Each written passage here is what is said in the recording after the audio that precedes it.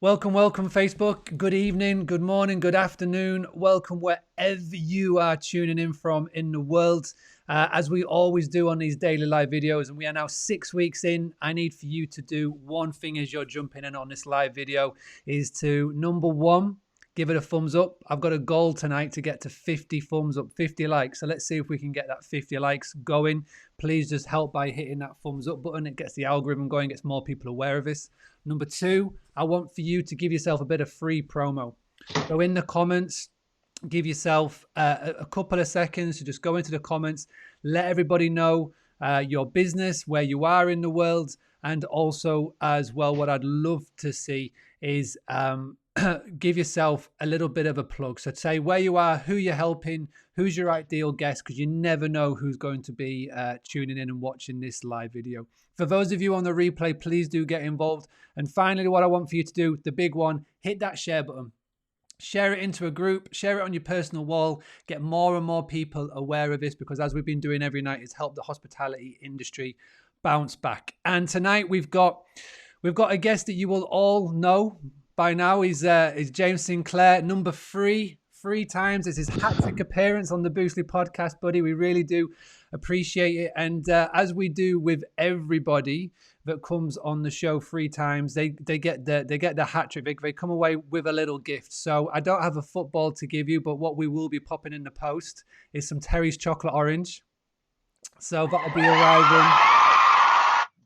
I'll be arriving in the post. So, James, for those of you that are watching this for the first time, could you just give a little bit quick overview of the businesses that you have, and just as well let us know what the last 5 weeks of your life has been like in sort of quarantine, lockdown, and how you've been running all your big empire there, buddy? Well, I had a big empire. I don't know whether I've still got a big empire. That's the big question. I mean, yeah, I'm in a man that's pretty much spent his life in the hospitality and leisure sector. We own 11 family attractions, 6 day nurseries. We make teddy bears. We've made over 1 million teddy bears. And I coach entrepreneurs. I write books and I write a daily podcast called The Business Broadcast. I've been making YouTube videos. I like championing entrepreneurship, hospitality and leisure to government to make sure that our voices are heard. And I continue to do all of that stuff. I'm in lockdown. My missus is about 6 weeks to go before we have baby number dos, the second baby. So we're, isolating. I can't wait to get out of the house and get in and control my business. It's been very, very difficult for me to accept that this is the way it's got to be, and try and digitally run my business. In terms of the size of our business, it's, we're a 12 million pound revenue business, 450 staff, and so it's very difficult to try and navigate this new way of doing stuff. I have them high days and low days. Like last night, I just could not get to sleep till 3 o'clock. I was just laying in bed from midnight till 3 o'clock, mainly trying to scheme my new ideas for my farm shop, which I'm sure you talk about in a minute, about how we can get more customers and do all of that stuff. But yeah, I mean, this has thrown my life upside down, but I'm still positive. Still very positive that good things are still going to happen for entrepreneurs of the United Kingdom. Well, let's look at those little positive things, because we talked about the podcast. I'm one of the subscribers, one of many of the subscribers, and I had your podcast on today. As I was explaining off air, every day between 10 and 11, I take my little 1-year-old for a walk to get him to sleep, and I have a podcast in, and today it was yours, and it was so upbeat, and we're gonna talk about that. So first of all, you were talking about the FTSE being a potentially a 6-week high, which is obviously a good sign. Can you just sort of explain your opinions on it and why you believe this is a good sign, specifically for people that are listening to this from the UK? Okay, so a couple of reasons here.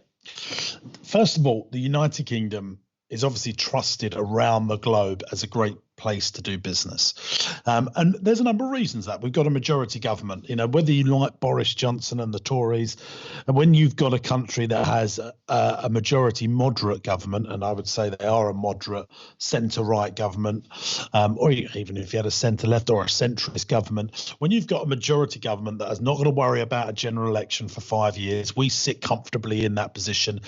Whereas you think about America, for example, Donald Trump, there's an election coming in November. You've got Germany that have got, the Angela Merkel's just clinging onto power. The same with Emmanuel Macron in France. And where we sit, Ireland have got a three-way situation going on there where no one's really got any power. We sit in a very comfy position that we have a majority government and we don't have to worry about that. That gives investors, i.e. outside money, pension funds, big proper money, faith to invest in the UK. And it's not just that, it's private investors, angel investors. They're looking to dump cash into the UK because I think we're as a global brand, UK PLC is very trusted. And if not just because I am a Brit, but if I had to place my money anywhere in the world, the UK would be in my choice of the top 5, top 10. And I think that's being recognised across the world. We've got a great legal system. We manufacture stuff well. We've got JCB, Mini Cooper, Dyson, etc. We've got a great armed forces, which definitely sees that we're protected in the world. We've, loads of good things. We've got a great police system. People slag off our education system. We've got one of the best education systems in the world, and we've got Oxbridge, Cambridge, all of those things. So, I'm very happy about the UK. I think we will bounce back very quickly once this is. I think that bounce back's about 18 months, by the way. So, but I think that's still quite quick. Yeah. And another thing that I picked up in the podcast was you've got a letter. Now we're gonna talk about this letter in a bit more detail over the course of a couple of minutes. But this is a letter that you want to send to Boris. This is a letter that you want to send to the Prime Minister. You want to send to the Chancellor, but not just you. You want everybody to join in. Everybody from the hospitality, all the businesses. So can you just explain the idea behind it? And obviously, then we'll explain at the end how people can get involved as well, because this is really important. So countries like Spain, France, Ireland have a lower rate of VAT for leisure and tourism. In the United Kingdom, we pay a higher rate of it. There's actually why France got Disneyland or Disney Euro Disney over it going in Spain or going in the United Kingdom. And the United Kingdom was quite high up there in the choices to do that. But because we have a high rate of VAT, that's why France got chosen. And it's been proven time and time again that if you have a lower tourism VAT, a lower leisure and tourism VAT, it actually drives more taxes into the government's coffers. And what I'm quite keen about doing is, in this situation where government are actually listening and they're understanding that leisure is the one that's most hard hit, now is our time to shout the loudest and champion change. I think what's going to happen in the furlough scheme, I don't know if this is accurate and completely true, but my best guess is that the leisure and tourism sector will be able to furlough their staff for much longer than other sectors. For example, I think construction won't be able to furlough their workers. They'll actually have to put them to work in the next couple of months. And I think that in our sector of leisure and tourism and hospitality, we will be able to furlough our staff for longer. What I'm really hoping for is that the government allow us to furlough our staff, but allow them to work. What my start of the letter was, I was just like, oh my God, why are we paying as British taxpayers, you, I, everyone that's a British taxpayer, why are we paying people to sit at home and do nothing? We could be much more productive with our economy by saying, yeah, we'll furlough them, but they are actually allowed to work still. And in our sector, people are, you're running a restaurant and you have to work at 30% capacity or 50% capacity because of social distancing rules. I thought, I'm going to write a letter and say, look, we won't have an industry to go back to. And yes, hospitality and leisure might not be as profitable as banking, financial and fintech stuff and pharmaceuticals, but we are the sector that drives community. We are the sector that drives families to get together. We are the sector that brings people together when they're having a bad time. We're the sector that does the first dates. We're the sector that's there for them funeral wakes. We're the sector that brings a loved couple together. And I think that we need protecting.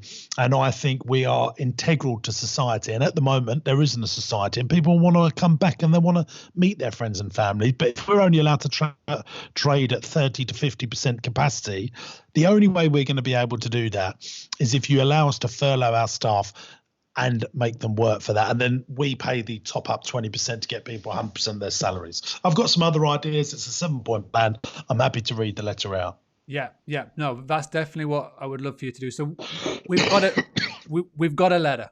We've got a letter that you're gonna send to obviously Boris, the Prime Minister, and the Chancellor. And there's also a letter that you want us to get spread around the country. So this is something we're going to encourage everybody to get involved with. So if you could just break down the letter, the 7-step plan, and then we'll explain to everybody how they can help. Yeah. So what as you listen to me read this, I'm happy for people just to literally swipe it and deploy it, steal and deploy, whatever you want to do, because I think there's some really good ideas. And what I've tried to do is I'm not trying to be stupid. I think that the government can do all of this stuff because they need to get their money paid back. Shall I read it and then we'll go through it? Yeah, please do. Okay. Big drink and then we're going in. Here we go. Dear Boris and Rishi. Rishi's the Chancellor of the Exchequer, by the way. Firstly, allow me to thank you for your monumentous efforts to protect our country against COVID-19. It is greatly appreciated, but more must be done to help our SMEs. We, the SMEs of our great nation, need support to filter down faster and more effectively. We're the engine room that pumps the taxes into the government's purse. We are the SMEs that pay our way and have done so for so many generations. You know us. We're the guys and girls that have never got involved in some cocktail of tax dodgery that the big boys have. We've taxed on our turnover more than is fair. So why then? Why do we carry on? And I can tell you, we do it for love and grit determination.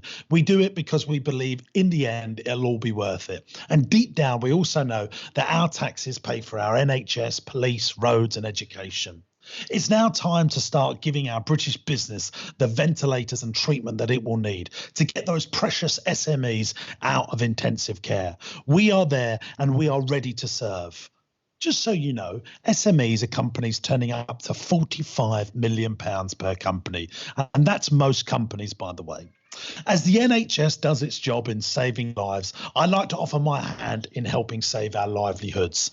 All entrepreneurs will, if you help us do just that. To put simply, if you provide the medicine, we will be your willing doctors when it comes to economy and livelihoods. You've done well so far. The furlough scheme, the loans, the grants, the business rates relief. It's a start and it's welcomed, even if at times to some of us it's like working out a complex Rubik's Cube. But we get to grips with it. We always do. I understand that complexity protects our taxpayers' money. To go further with common sense at heart, and yes, I'm acutely aware that common sense isn't all that common. Knowing we can't just be a kid in a sweet shop gobbling up a bonbon of tax freedom delights. I would like to propose a plan that protects the taxpayer but gives businesses those lifelines that is so desperately needed. I propose a 7-step plan that will protect our 450 employees in my business and all UK taxpayers like myself and keep our British businesses open. My mantra is this: stay in business, protect our jobs and economy, save livelihoods. I would be happy for you to use that. So here we go. Number 1, furlough. The taxpayer is committed to the expenditure. Let's use that money to drive the economy forward, not for people to sit at home. This needs to go to the sectors that are most affected: leisure, retail, specifically non-food, and hospitality. Let's allow those companies to have support on paying staff until normality returns. If they take this, they should top up the 20%. A restaurant and leisure business will make its profit in the last 20% of turnover. Working at anything less than 100% capacity means, well, they won't make any money. So let's use the furlough to put us back to work, not sit at home. Of course, once it's safe to do so. Number 2, business rates. This 12 months will fly by. For businesses to really benefit, the 12 months needs to be from when we start trading. After all, you wouldn't pay rates if you had a flood or a fire that stops you from trading. So please give the relief from when we start trading. Number 3, VAT deferment and tax time to pay. I applaud the VAT deferment plans. However, I think these should be spread over a much longer period, say 36 months, on a means-tested basis for companies that have had to abide social distancing rules. When companies fire up their engines, they'll be throwing all they have at the cause to keep their engine going. Taxing and taking turnover that comes in will ensure a weak spike. Let's go further and expand on this. Companies will need to protect cash, and as most entrepreneurs will look to do the right thing, i.e. they will save jobs, that's less of a drain on the state. We need to let companies pay tax over a period of time within reason and on a means-tested basis. This will get funding into companies far easier than banks.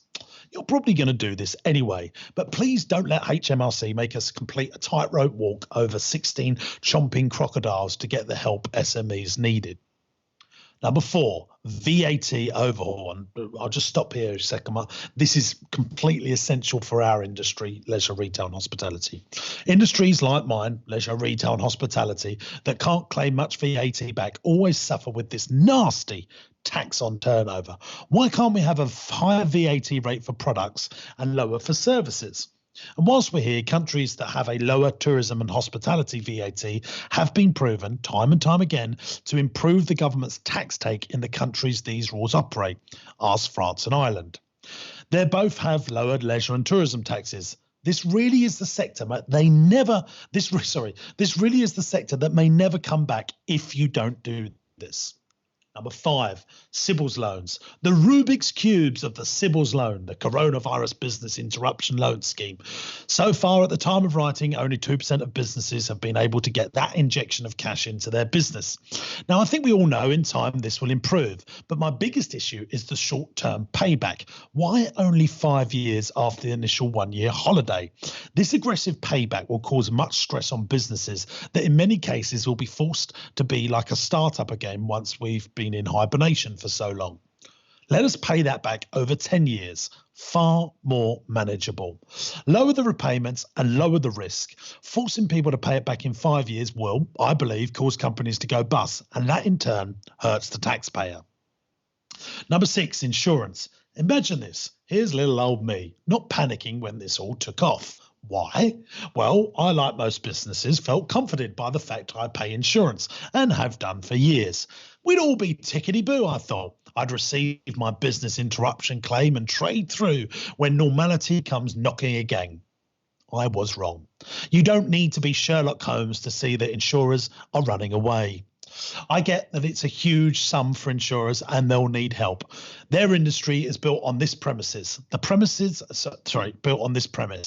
premiums of the many pay for the losses of the few.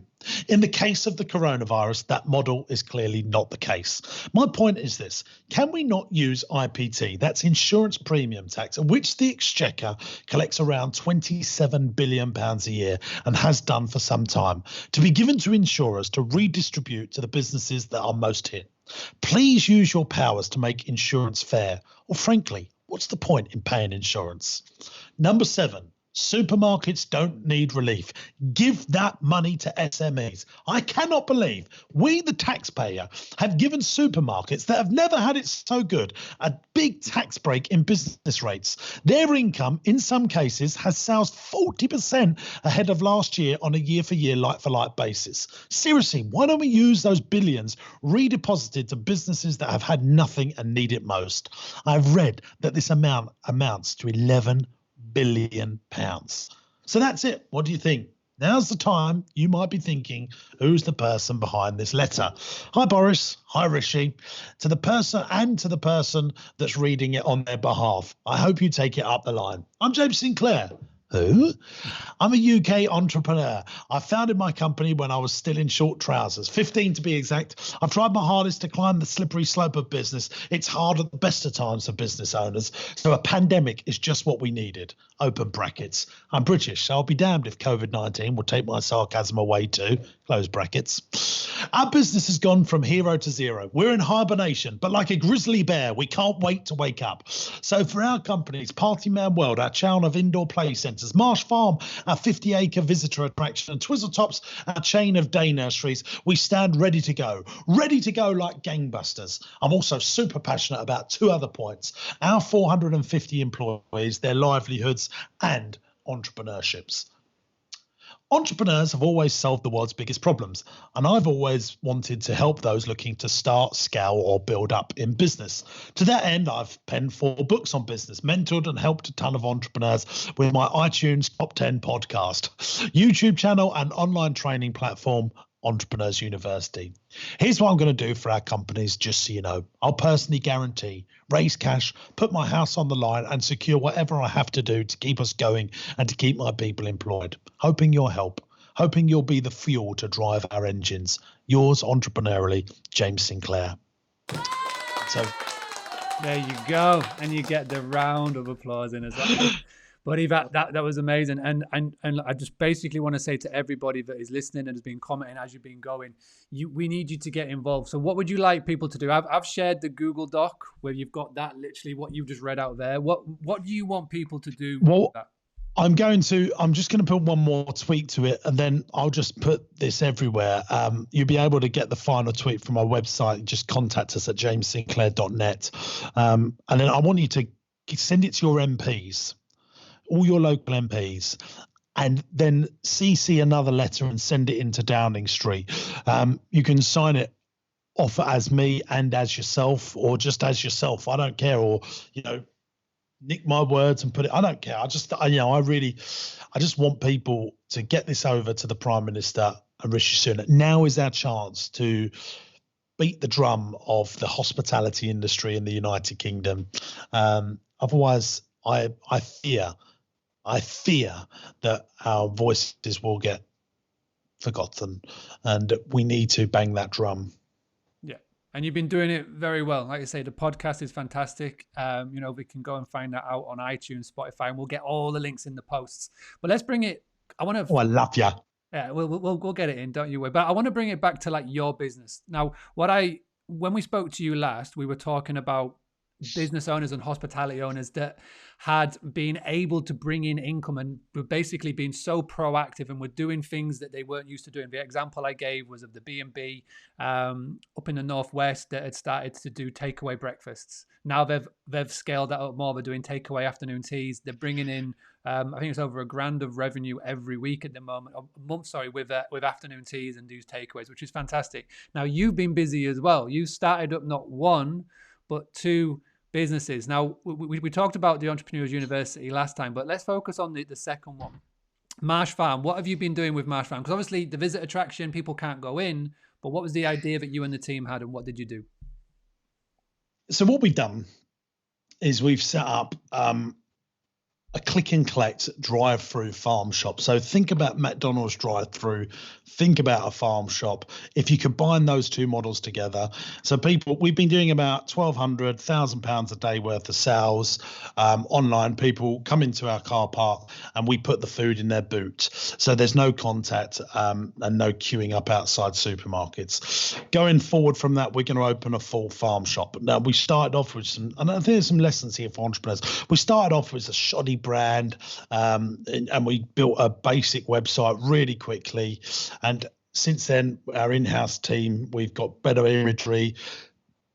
And we've designed a brilliant new logo that's much more in keeping with that type of business. Today, we went to Spitalfields Market to source the best possible products that we can. And we're going to set up a membership business. So it's $6.99 a month. And if you live locally for that $6.99 a month, that'll include free delivery and 10% off of all of our products and services. And then we're going to do veggie boxes that we can distribute from our big barn all around the country. And we've set up a new website, marsfarmshop.co.uk.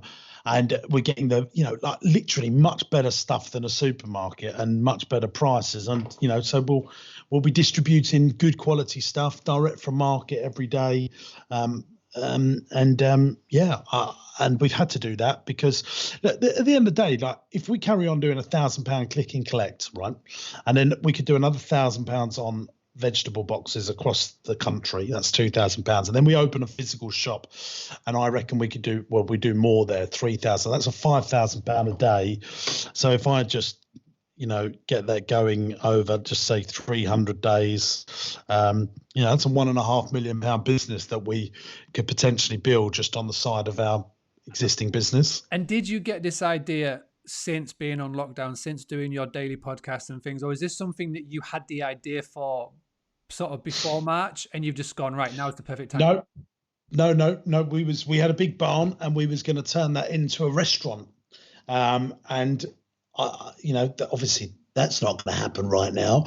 And so I made a decision I said to the team, like, guys, we've got to get this going, and we need to make some money, because I've kept some of my team on, my MD, my FD, part-time in accounts, my commercial director. So if I can just bring in some cash to pay for them, I mean, the margins in this is nowhere near as good as leisure and retail, but the customers are much more regular. Mm-hmm. And it fits my business needs. It's a love, want, and need business. People love good quality food produce. They want good quality food produce, and they need good quality food produce. My hunch is as well that we're going to have another lockdown in September, October, with the second rise of this virus, unless there's a vaccine, of course. And I want to make sure that we've got a really good retail offering for food, good quality food, so that we can really compete with supermarkets for the second bite of the cherry. And then, if we can, when we open again, we're going to have 200,000 people going through our farm attraction. They'll all be exiting through our farm shop. So, then maybe those guys will contribute another £300,000-400,000 to us, even if they just spent £2 each every visit.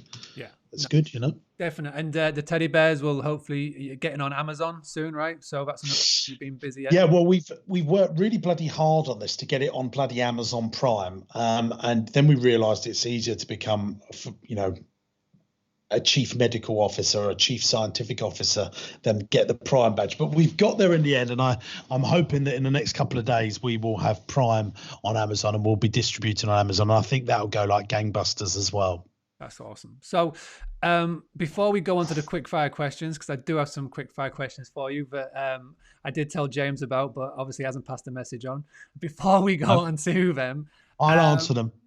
I just want to go through basically the message that you have to the British public. So obviously we're speaking to hospitality owners. Hospitality owners are watching this, but there are a lot of people, the British public. So if you could put a message out to the British public that when the lockdowns do end, whether that's going to be coming up soon or whether this is after a vaccine, but what is the message to you? Now, obviously you've got all these hospitality businesses, you've got the visit attractions and whatnot.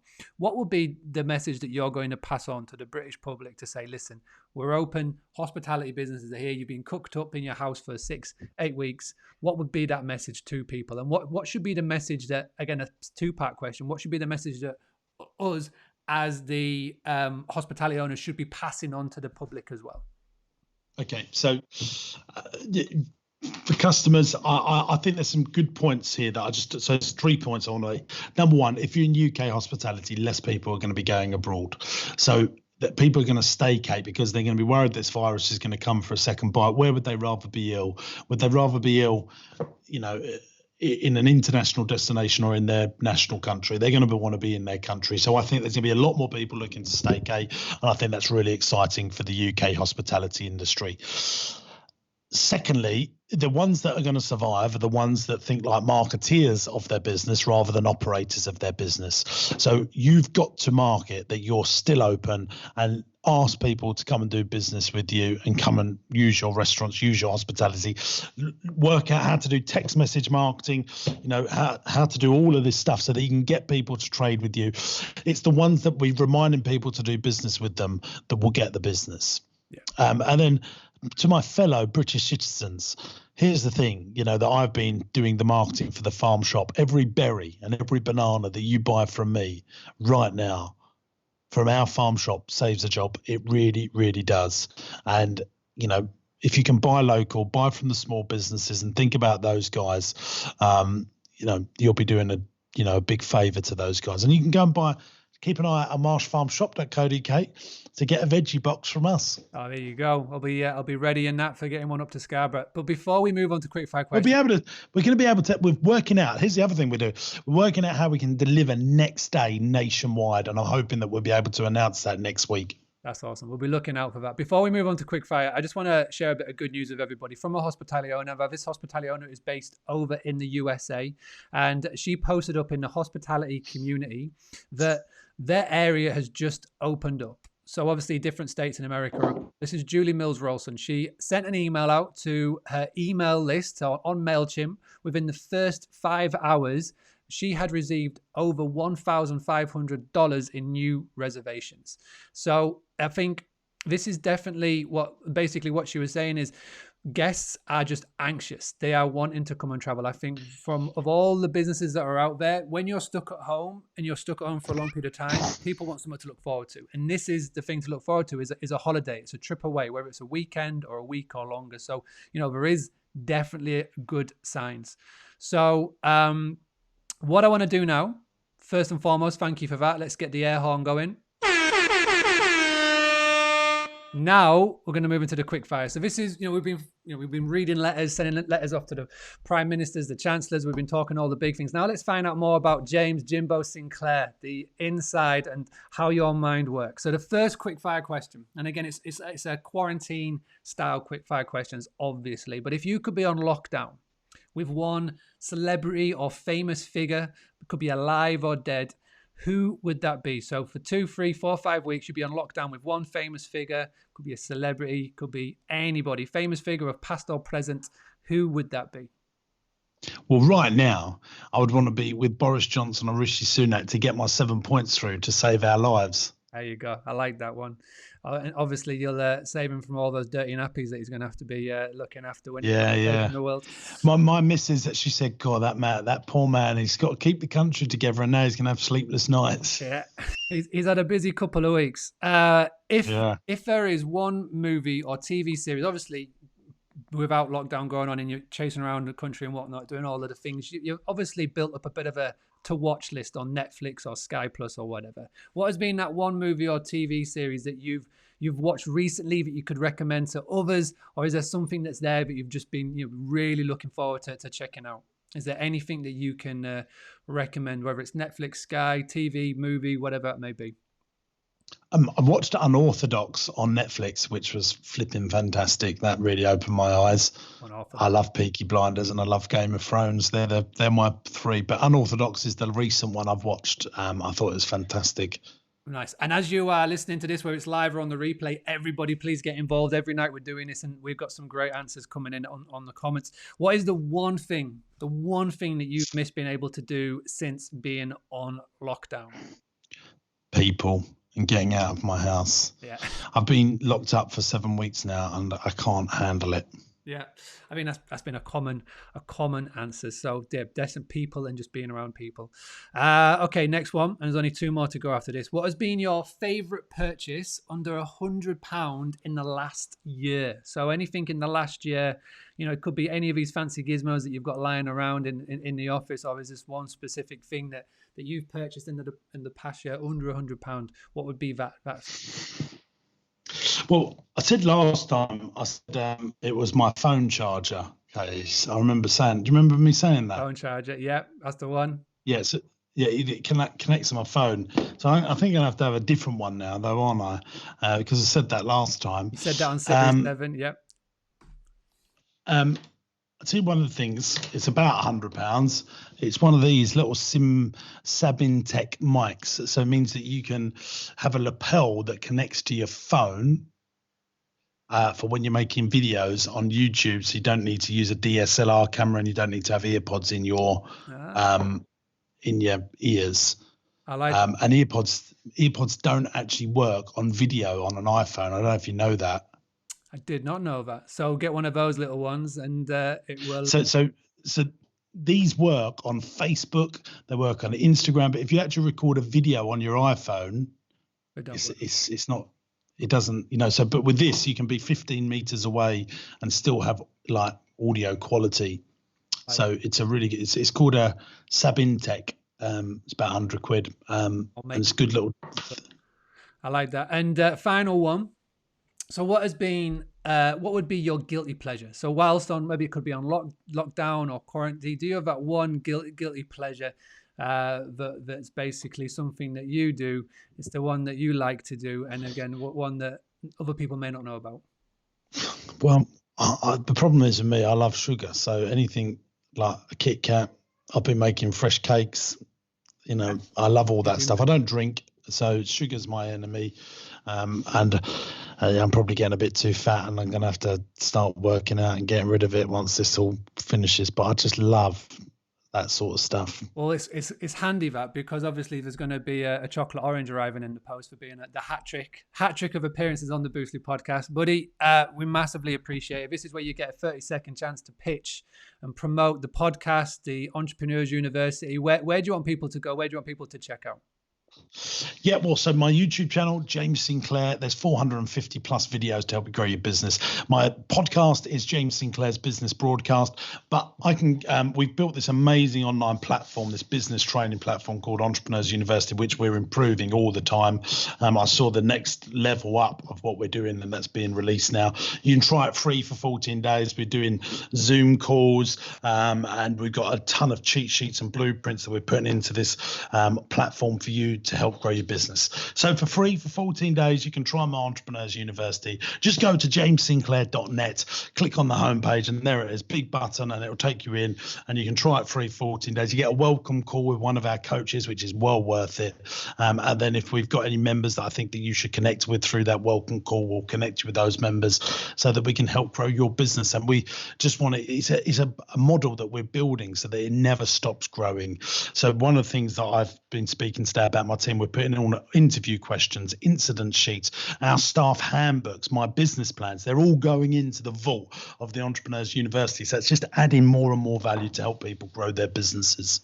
Nice. Thank you very, very much for that, buddy. Thanks for coming on. And everybody, please do go check out the podcast, the YouTube channel, and the Entrepreneurs University as well. And everybody, please, we've hit that goal. We hit that target. I wanted 50 likes on this video so it would get more people aware of it. We have done more than that. We were on 58. So thank you so much to everybody that has helped contribute to that. And before you leave, if you haven't done so already, share this video, share this live video on your wall, on a Facebook group that you may be a part of that is hospitality related. Tell everybody about what we're doing. And we're going to get this link, the letter that we spoke about when James has finished it and finessed it a little bit more.